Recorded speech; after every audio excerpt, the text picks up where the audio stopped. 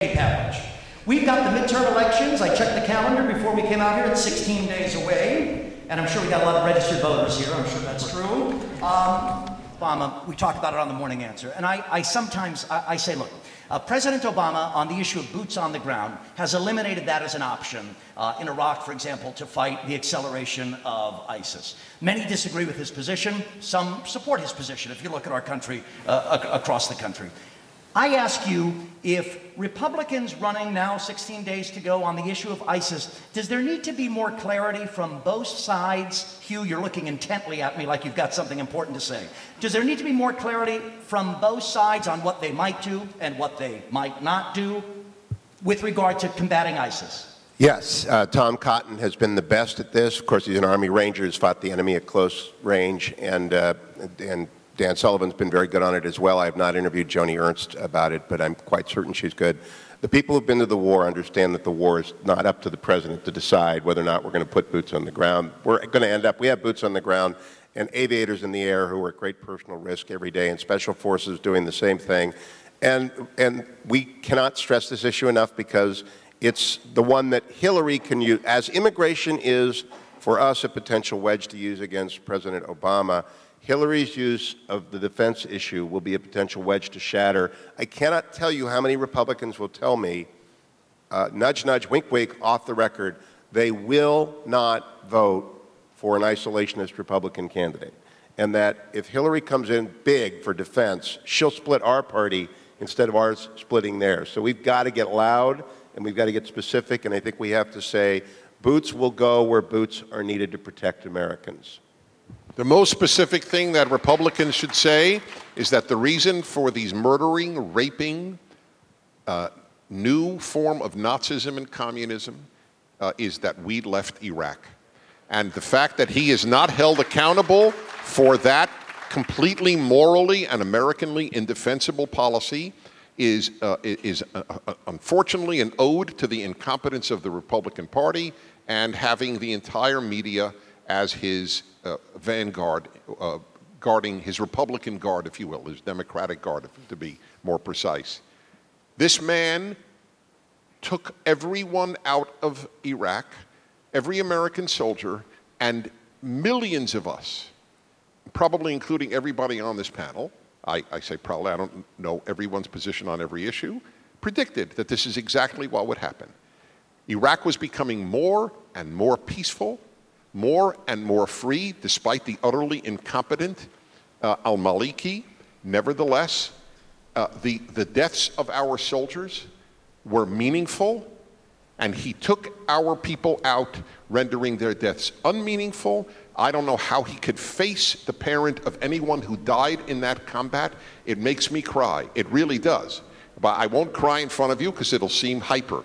But it does make me cry when it was completely foreseeable, the catastrophe that has taken place in Iraq, and everyone in this audience and everyone in this country knows that a terror shoe is going to drop at some point from these people in this country. He is fully responsible for that morally indefensible act.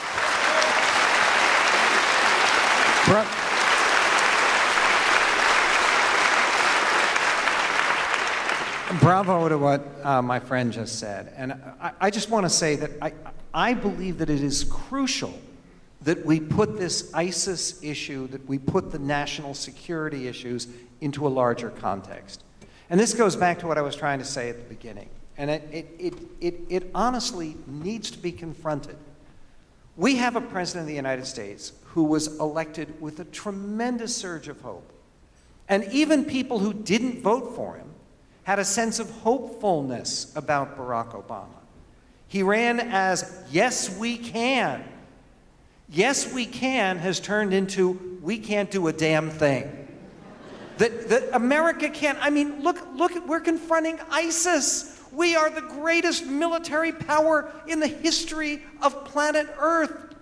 And we are powerless, we are helpless to save this town of Kobani, where the Kurds are fighting heroically. This is typical of what is going on in this country. We can't fix the Veterans Administration hospitals. Do you remember that? We can't get a secret service that defends the president. We can't have a better, more effective response to Ebola, right? Not all of this. It is the general sense that Americans have that everything is breaking down. You want to know why the stock market goes down 260 points and then up 300 points and down 400? Because people have no idea, no sense that there is any direction in this country, that anyone is in charge, that anyone has a plan. And there's an overwhelming feeling that the President of the United States doesn't care. And the one thing that he does care about is, quote, his position in history. And it has to be very, very clear with this election that we send a message that Americans have to start growing again. We have to start building again. You know, one of the things, and this is an area where, honest to God, we can learn something. My brother, as you know, my brother 26 years ago chose to make his life in Israel. And one of the things that they say in Israel right now, and you can even see this in the Palestinian territories, is the national bird of Israel isn't the eagle, and it isn't the vulture, and it isn't the turkey. The national bird of Israel is the crane, the construction crane. There is building going on everywhere. They build. We need to build. We need to be the party of stripping away regulations, of getting things done, actually creating stuff that people need. And if we can build our defenses, as you rightly said, if we can build the best planes, I mean, the idea that we are canceling some of the modernizations of the Navy and the Air Force, which is crucial to our future, it's crazy. We have to be the party of jobs, the party of growth, and the party of build it now.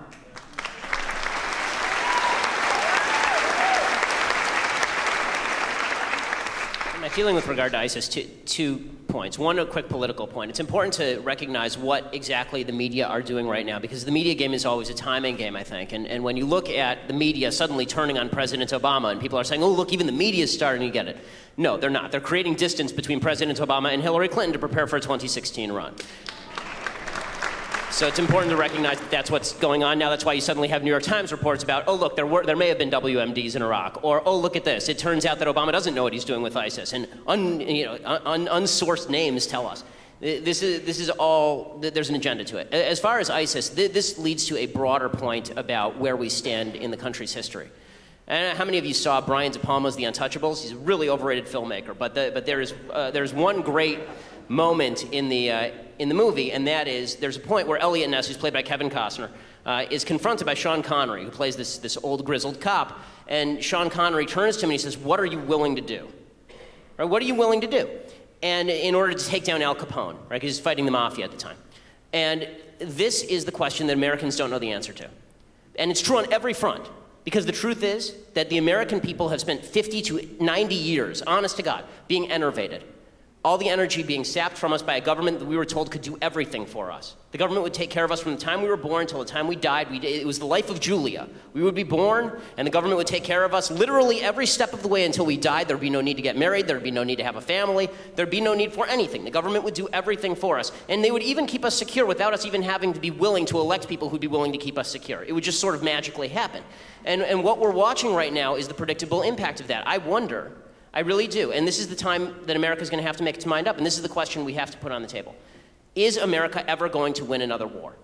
Not just with regard to ISIS, period. Are we ever going to win another war? Because Iraq was won, and we purposefully lost it. Okay, the only war that Barack Obama, quote-unquote, won was the war in Libya, which, by the way, he lost. There are now 1.8 million refugees in Libya, and the government is meeting on a Greek ship off the coast.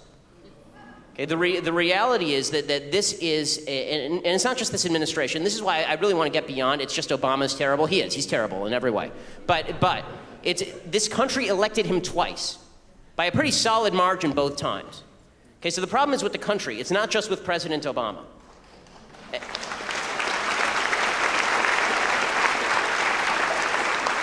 I would like to say that The Life of Julia was sexist because they never did a Life of John, and I was just wondering where the feminists were on that, but that's a different topic.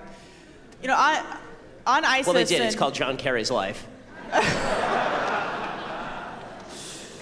On the issue of ISIS, I think that ISIS is not the whole story. You have to remember that radical Islam is on the march all over the world. They're not just only creating a caliphate in the Middle East. They are on the march in Northern Africa. They are on the march in Eastern Africa. They have more resources now than they've had.